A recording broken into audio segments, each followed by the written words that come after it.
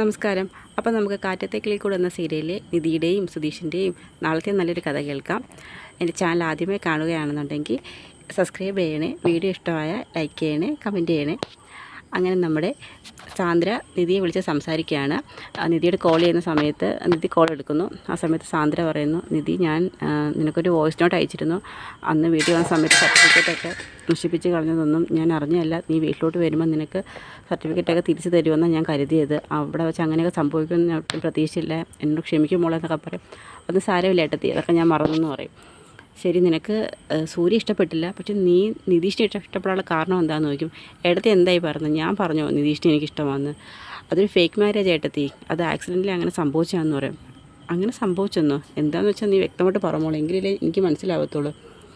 ഏട്ടത്തി, അത് അന്ന് എനിക്ക് സൂര്യ ഇഷ്ടമല്ലെന്ന് ഞാൻ പറഞ്ഞതില്ലേ, അത് ഇഷ്ടമല്ലെന്ന് അറിഞ്ഞുകൊണ്ട് ഞാൻ അവിടെ നിന്ന് ഇറങ്ങിയ സമയത്ത് എൻ്റെ ഒരു ഡ്രൈവറായിട്ട് മാത്രമാണ് സുധീഷ് എൻ്റെ കൂടെ വന്നത്.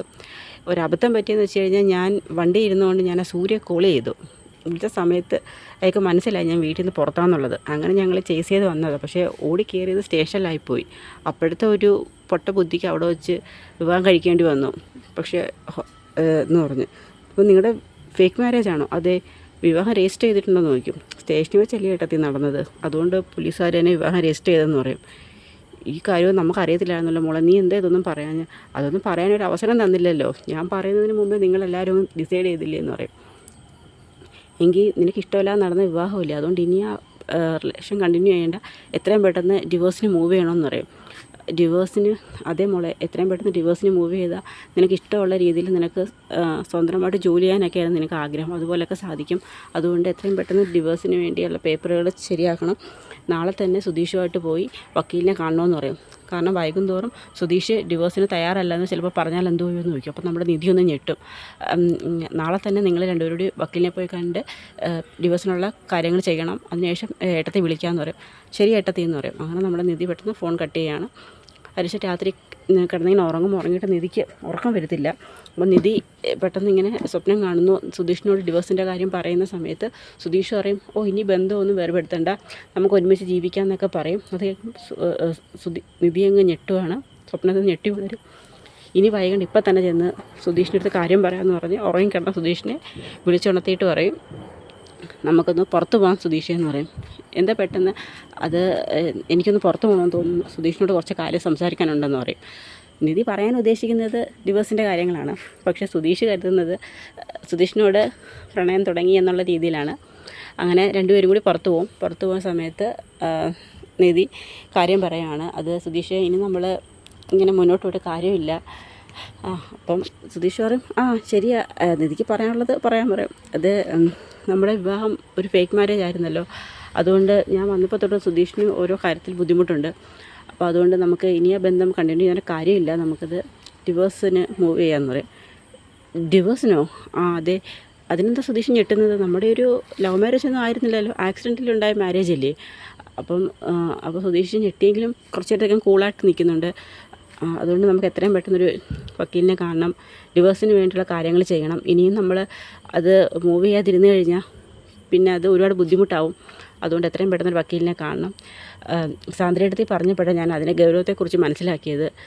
അപ്പോൾ നമ്മുടെ സുധീഷ് പറയാന്ന് ദുഷ്ട എന്നൊക്കെ പറഞ്ഞിങ്ങനെ സാന്ദ്രയെടുത്ത് ഇങ്ങനെ മനസ്സിലൊന്ന് ദേഷ്യപ്പെടുന്നുണ്ട്. അങ്ങനെ അവർ രണ്ടുപേരും കൂടി, സുധീഷിനെ വിഷമമാകാൻ പെട്ടെന്ന് ഡിവോഴ്സിൻ്റെ കാര്യം പറഞ്ഞപ്പോൾ അങ്ങനെ രണ്ടുപേരും കൂടി തിരിച്ച് വീട്ടിൽ വരുന്നുണ്ട്. അതിനുശേഷം നമ്മുടെ ഭാസ്കരൻ ഒരാളുമായിട്ട് നിന്നിങ്ങനെ ചെറിയൊരു ക്ലാഷ് ഉണ്ടാവുകയാണ്. അപ്പം എന്തോ ഒരു പൈസയുടെ എന്തോ പ്രശ്നമാണ്. അങ്ങനെ രണ്ടുപേരും കൂടി സംസാരിച്ച് ഭാസ്കരൻ കുപ്പിയൊക്കെ എടുത്ത് എല്ലാവരോട് തലക്കടിക്കാനായിട്ടൊക്കെ ഇങ്ങനെ ദേഷ്യപ്പെടുന്നുണ്ട്. ഉടനെ നമ്മുടെ നിധി വന്നിട്ട് പറയും, എന്താ സുധീഷ് ഇത്? സുധീഷ് എന്ന് അച്ഛനെ പിടിച്ചു മാറ്റുമെന്ന് പറയും. അതൊന്നും വലിയ കാര്യമൊന്നുമില്ല, നിധി വന്നിട്ട് എത്ര നാളായി, ഇതൊന്നും ഇവിടെ സ്ഥിര സംഭവമല്ലേ, അതുകൊണ്ടൊന്നും പിടിച്ചു മാറ്റാൻ നോക്കണ്ട, അച്ഛൻ്റെ ഒരു പ്രത്യേക സ്വഭാവമാണെന്നൊക്കെ പറയും. അതിനുശേഷം ഇന്ന് സുധീഷിന് ജോലിക്കൊന്നും പോകണ്ടേ? പോകണം. അപ്പോൾ സുധീഷിന് ഇങ്ങനെ കോട്ടുവായൊക്കെ പോകാൻ പറയും. വെറുതെ ഇരിക്കുന്നുണ്ടായി കോട്ടുക, രാവിലെ തന്നെ കോട്ടുവ ഇടുന്നത്, എനിക്ക് പിന്നെ ഉച്ചയ്ക്ക് കോട്ടുവ ഇടാം എന്നൊക്കെ പറയും. സുധീഷിന് ഇന്ന് പ്രത്യേകിച്ച് തിരക്കൊന്നും ഇല്ലെങ്കിൽ നമുക്ക് വക്കീലിനെ കാണാൻ പോയാലോ? അപ്പോൾ സുധീഷ് അങ്ങ് ഞെട്ടും. ഇന്ന് തന്നെ പോകണോ? 1-2 ആഴ്ചയ്ക്ക് ശേഷം പോയാൽ പോരെ നിധി? വേണ്ട, എന്തിനാ അത്രയും വൈകുന്നത്? ഒരു ദിവസം മുന്നേ പോയി അത്രയും നല്ലതല്ലേ എന്ന് പറയും. അങ്ങനെ അവർ രണ്ടുപേരും കൂടി വക്കീലിനെ കാണാൻ വക്കീലിൻ്റെ ഓഫീസിലോട്ട് പോകുന്നുണ്ട്. അങ്ങനെ വക്കീൽ ഓഫീസിൽ ചെന്നതിന് ശേഷം നിധി വക്കീലിനെ കാണുന്നുണ്ട്. വക്കീൽ ചോദിക്കുന്നുണ്ട്, എന്ത് വേണം, ആരാന്ന് ചോദിക്കും. എൻ്റെ പേര് നിധി, ഇതെൻ്റെ ഹസ്ബൻഡ് സുധീഷ് ഞങ്ങൾക്ക് ഡിവോഴ്സ് വേണമെന്ന് പറയും. ഡിവോഴ്സോ? നിങ്ങളുടെ കല്യാണം കഴിഞ്ഞിട്ട് എത്ര നാളായി? അതിപ്പം 2 മാസം ആയെന്ന് പറയും. 2 മാസം ആയപ്പോഴത്തേക്കും ഡിവോഴ്സോ? എന്താ കാര്യം? അത് എനിക്ക് സുധീഷായിട്ട് ഒട്ടും അഡ്ജസ്റ്റ് ചെയ്ത് പോകാൻ പറ്റുന്നില്ല. തിരിച്ച് സുധീഷിനും അങ്ങനെ തന്നെ ആണെന്ന് പറയും. അതുകൊണ്ട് എത്രയും പെട്ടെന്ന് ഞങ്ങൾക്ക് ഡിവോഴ്സ് വേണമെന്ന് പറയും. അത് പെട്ടെന്ന് ഡിവോഴ്സ് കിട്ടത്തില്ല. നിങ്ങളുടെ കല്യാണം കഴിഞ്ഞിട്ട് 2 മാസം ആയതല്ലേ ഉള്ളൂ. കോടതിയിൽ ആദ്യം നമ്മൾ ഫയല് പെറ്റീഷൻ മൂവ് ചെയ്യണം. അതിനുശേഷം അല്ലാതെ കുറച്ച് ഫോർമാലിറ്റീസ് ഉണ്ട്. പിന്നെ നിങ്ങളെ 2-3 കൗൺസിലിങ്ങിന് വിളിപ്പിക്കും. അതിനുശേഷം മാത്രമേ ഡിവോഴ്സിൻ്റെ കാര്യത്തെക്കുറിച്ച് പറയാൻ പറ്റത്തുള്ളൂ എന്ന് പറയും. എത്രയും പെട്ടെന്ന് ഞങ്ങൾക്ക് ഡിവോഴ്സ് കിട്ടണമെന്ന് പറയും. അപ്പം നമ്മുടെ നിധി തന്നെയാണ് എല്ലാം പറയുന്നത്. സുധീഷ് ഒന്നും മിണ്ടുന്നില്ല. അപ്പം വക്കീൽ സുധീഷിനെ ഇങ്ങനെ നോക്കുന്നുണ്ട്. അപ്പം വക്കീൽ ചോദിക്കും, നിങ്ങളുടെ വിവാഹം രജിസ്റ്റർ ചെയ്തതാണോ? ഒഫീഷ്യലി രജിസ്റ്റർ ആണെന്ന് ചോദിക്കും. അതെ. പേപ്പേഴ്സ് കൊണ്ടുവന്നിട്ടുണ്ടോ എന്ന് പറയും. അപ്പം നിധി നമ്മുടെ കോടതി ഡിവോഴ്സ് സ്റ്റേഷനിൽ വെച്ചിട്ട് രജിസ്റ്റർ ചെയ്ത പേപ്പേഴ്സൊക്കെ വക്കീലിനെ കാണിക്കുന്നുണ്ട്. ഓ, പോലീസ് സ്റ്റേഷനിൽ വെച്ചാണോ വിവാഹം രജിസ്റ്റർ ചെയ്തത്? അതെ. നിങ്ങൾ പ്രണയിച്ച് വിവാഹം കഴിച്ചാണോ എന്ന് ചോദിക്കും. പറയും, പ്രണയിച്ച് വിവാഹം കഴിച്ചിട്ടാണോ 2 മാസം കഴിഞ്ഞപ്പോൾ ഡിവോഴ്സിന് വരുന്നതെന്ന് ചോദിക്കും.